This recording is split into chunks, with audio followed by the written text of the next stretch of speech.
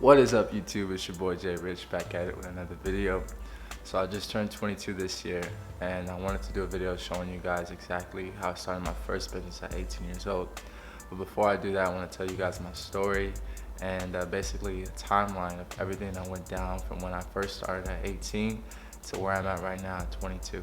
So I come from a single mother of three, and I'm the oldest of the three. So essentially I had to become a man before I even became a boy to become a father figure and a really good role model for my little brothers to look up to. Growing up black, I was brought up to believe that the only way to become successful is to play ball, rap, or sell drugs. There wasn't any kind of guidance on entrepreneurship or owning your own business. It's a lot different now as there are tons of role models to look up to, but it certainly wasn't that way growing up. So I chose the play ball option. So growing up, I was all into basketball. Basketball is my thing. I wanted to become just like Kobe, who was my favorite player of all time and who was the greatest basketball player of all time. So the only thing I wanted growing up was to make it to the NBA. Like, that was my only way out, I believe. And this is ever since I was like 5 years old. So ever since elementary school, that was my dream. I wanted to buy my mom that mansion, her dream car, and give her the life that she deserves along with my little brothers. But I haven't given up just yet. I think I decided I'm gonna change my name to Carlos, start from elementary school, and I'll say I'm like 12 or something. Gary, what's going on? Who's this? I wanted you guys to have a little edge today, so I brought my friend Carlos. He is from the Dominican Republic, and he is one incredible ball player. Carlos, that's great. How old are you? I'm 12. We're like 1,200. Check my birth certificate. He's legit. So to continue on to the story, during my high school career, I was recognized to be ranked as one of the top players in the country for basketball. And during the summer, right before my junior year, I suffered a back injury called spondylosis, which is basically a tear from your upper back to your lower back, and I didn't even find out until I was 19 years old. So because of this, throughout my high school career, my junior year and senior year, it affected the way I played tremendously. And because of that, I finished my high school career with 0 D1 scholarship offers. So I had two options. First option was to go D2. So for those of you that do not know what D2 is, it's just a much smaller college and university than D1. And if you go D2, your chances of making the NBA are much, much lower than if you were to go D1. Option number two was to play 1 year at a community college and then transfer to a D1 university, so I had a much higher chance at making an NBA. So I ended up choosing option number two, going to a community college, and during this time I was extremely discouraged because I knew my chances at making the NBA at this point were very slim to dang near impossible. So this had a major effect on me as a person because it literally felt like my dreams were being crushed right in front of my eyes. So imagine having this dream ever since you were 5 years old in elementary school, and then getting to a point where you're just seeing it being crushed right in front of you. So during this point, I was completely lost and depressed. I was unsure of myself. I was unsure of my future because my whole entire identity was attached to being a basketball player and making the NBA. I was this close to joining the military because I did not know what I wanted to do. A huge piece of advice I could offer to all of you that could relate to me in some kind of way is to never attach your identity to just one thing. So whether you're a basketball player, football player, soccer player, artist, anything, never attach it to just one thing, because it can not only limit you to what you think you could do, it could also destroy you if whatever that one thing is doesn't turn out to be what you thought it would be. So you don't necessarily have to change your identity, you just have to expand it. There's so many things you guys could do, and you could do anything. So long story short, I stumbled across my cousin, JT, who I didn't even know went to the community college at that time, and he handed me this book and said a successful black man gave it to him and said, if you read it, your life is gonna change forever. And that book was called Rich Dad Poor Dad by Robert Kiyosaki. And at this point in my life, I hated reading. Like, I would never just sit down and read 300 pages of a book. And I hated school to begin with, so just the thought of having to sit down on my own time and read an entire book and not get any kind of credit for school, I would never do it. Primarily, I believe the reason is because our school system forces us to read books like The Great Gatsby and all those other books that either have no meaning or aren't beneficial to us in the real world. So we're conditioned to believe this about other books, and that makes us uninterested in reading. But at this point, I was so desperate and I was willing to do anything in the world to attain a better life. So I had to force myself, and I kept telling myself what the successful person said, that if you read this, your life is gonna change forever. So I ended up reading Rich Dad Poor Dad, the whole book entirely, all the way through, all 300 pages. And it was actually the first time I ever read a book all the way through.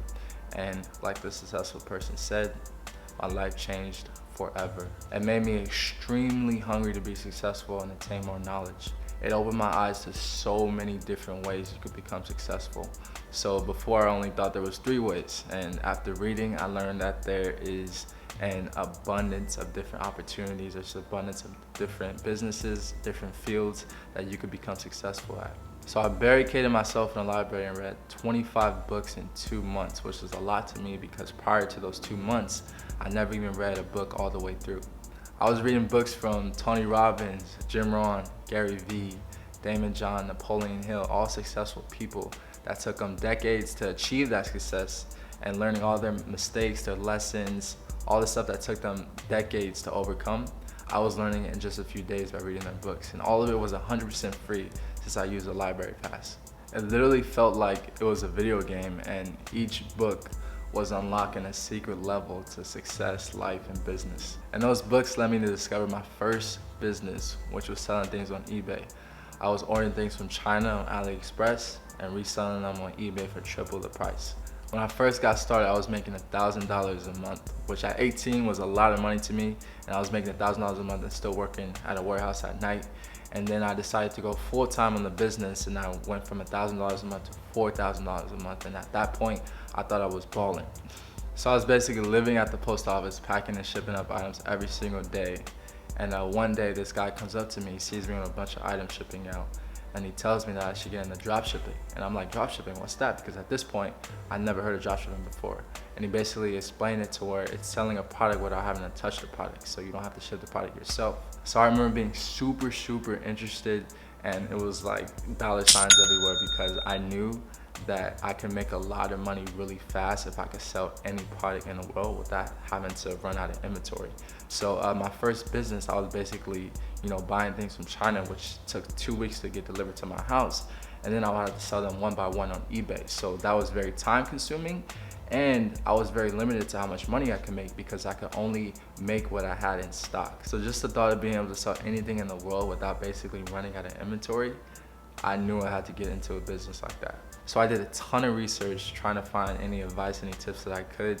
And keep in mind, during this time, dropshipping is relatively new, so there wasn't a ton of information online that there is today. So I found out the basis of dropshipping, how it worked, how Shopify is the best and easiest platform, and how you get the items from Aliexpress. So at this point, I was really excited because I already knew, about Aliexpress since I was using it for my prior business.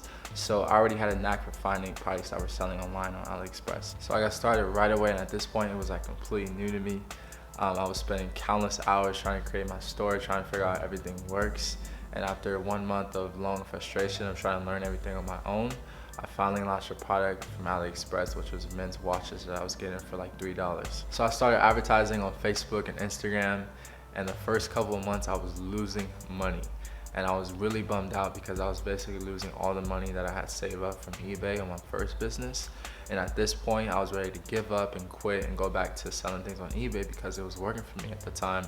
And I remember from one of the books that I read that just like with anything in life, you have to be persistent. You're most likely gonna fail a lot in the beginning, but you gotta be able to put your head down, keep trying and experimenting with different things and different strategies, and eventually you'll find ways that will work, and that's when success comes in. So I did just that, and during the process I discovered so many methods and strategies that didn't work, and I also discovered some that did work, and my whole life changed. I went all in on dropshipping. My first really successful product was strapless bras, and I went from making 6 figures a year to 6 figures a month, and during the process I was blessed to accomplish some amazing things I never would have thought in the whole world were possible for me, like moving out at 19 to a luxury apartment, buying my dream car, Tesla Model S at 20, buying my mom her dream car, bought my amazing grandpa car, taught my little brothers how to crush it in Ecom, moved into a high-rise luxury condo, traveled to multiple amazing countries and had the dopest experiences ever.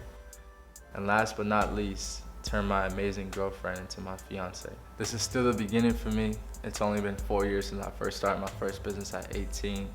And what I've been able to accomplish in those 4 years is unbelievable.